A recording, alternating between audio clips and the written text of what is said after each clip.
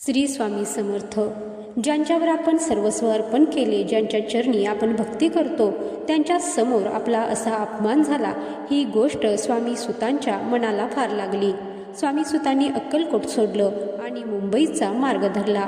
पण मंडळी, ही गोष्ट केवळ एका अपमानाची नाही, ही गोष्ट आहे गुरुवरील निष्ठेची आणि भक्ताच्या अंतःकरणातील वेदनेची. स्वामी सूत पुन्हा अक्कलकोटला आले नाहीत.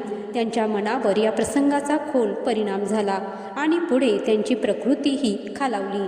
ही बातमी अक्कलकोटमध्ये स्वामी समर्थांपर्यंत पोहोचली.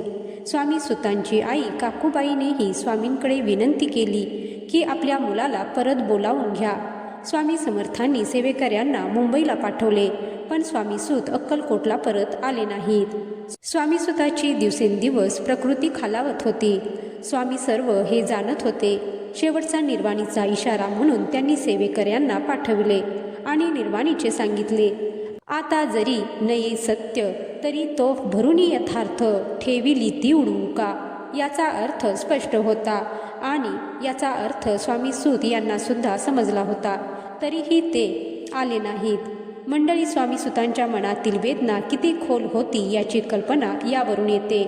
शेवटी स्वामी समर्थांनी स्वामी सुताच्या अवस्थेबद्दल बोलताना त्यांच्या परमगतीचा संकेत दिला आणि अशा प्रकारे स्वामी सूत हरिभाऊंच्या जीवनाची कथा भक्तांसाठी एक मोठा संदेश देऊन गेली.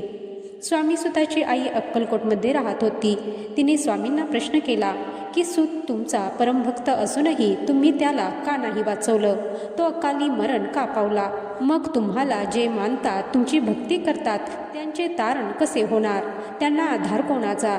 याविषयीचे उत्तर आपण पुढच्या व्हिडिओमध्ये पाहूया. तर मंडळी, या कथेचा बोध हाच की भक्तीच्या मार्गावर मान सन्मान मिळेलच असं नाही. कधी लोक कौतुक करतील तर कधी गैरसमज किंवा अपमानही होऊ शकतो. पण खरी भक्ती ही लोकांच्या वागण्यावर अवलंबून नसते. स्वामी सुतांनी आपलं संपूर्ण आयुष्य स्वामींच्या चरणी अर्पण केलं. म्हणूनच त्यांची भक्ती आजही स्वामी भक्तांच्या मनात जिवंत आहे. जोपर्यंत मनुष्य मान अपमान याच्या पलीकडे जाऊन निश्चल होऊन सर्व पाहत नाही, तोपर्यंत त्याचे तारण होत नाही. हे कायम लक्षात ठेवा. जय श्री स्वामी समर्थ.